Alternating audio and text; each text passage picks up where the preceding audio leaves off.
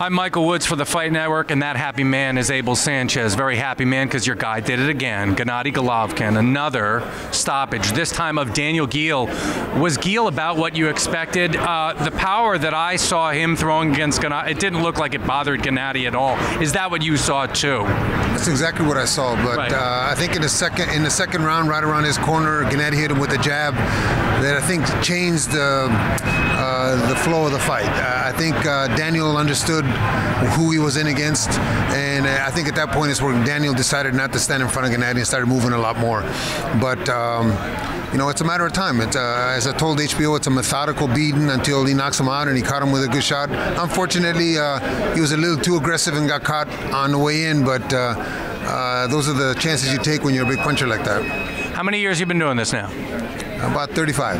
Have you ever seen one of your guys eating a right hand, throwing at the same time, a counter right, kind of leaning back, and that being the knockout blow? You ever seen that? I haven't. No, I've never have. But you know what? I think that if you look at the tape, I think the left hook that he hit him after the right hand kind of snapped his head a little bit. So it was a combination of both punches. But no, I've never seen, not only my guys, it's hard to see a guy that's fallen back like that on his back foot and leaning out of the way and catch somebody with the right hand. And obviously Daniel was very hurt by that. Now, this guy has drawn some flack on Twitter. That's what we do on Twitter. That's what people do on Twitter by saying, when all is said and done, maybe, just maybe, this Golovkin is of a level of a Marvin Hagler or Sugar Ray Robinson. He needs to have these step-up fights against these big-name opposition. These guys got to come to him. But every time he does this, it's a little bit closer to saying, oh, maybe this Abel Sanchez ain't crazy.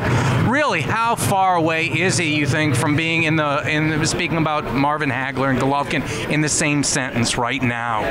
I think that if we get the fights, the names that were mentioned on the dais, if we get those fights and he does the same thing that he did to Geale, that did to Macklin, then you're going to have to consider it. People are going to have to be realistic and consider it, because I don't think that those champions that you mentioned have dominated a division as he is dominating. Maybe it's not the top tier yet, but if he does that to the top tier, then we have to consider what I said before in the past. You got a message from Miguel Cotto right now? Break it out if you want to. No, I think Freddie was here. I think Freddie saw the fight, but it is a business. I think Miguel understands that. Freddie understands that. If they fight here in the fall, it's a big fight for the Garden. It's a big fight for Miguel. Miguel's got a couple other options, but Miguel's a warrior. I know that Miguel will do what's best for Miguel and for Freddie, and so will we. But if they put it here in the Garden, I think that it would be tremendously huge.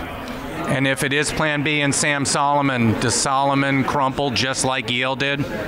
Just like Geale did once he gets caught, yes. Maybe 2-3 rounds, 4 rounds at the most. But Sam has got that something that Gennady wants, and that's the IBF belt.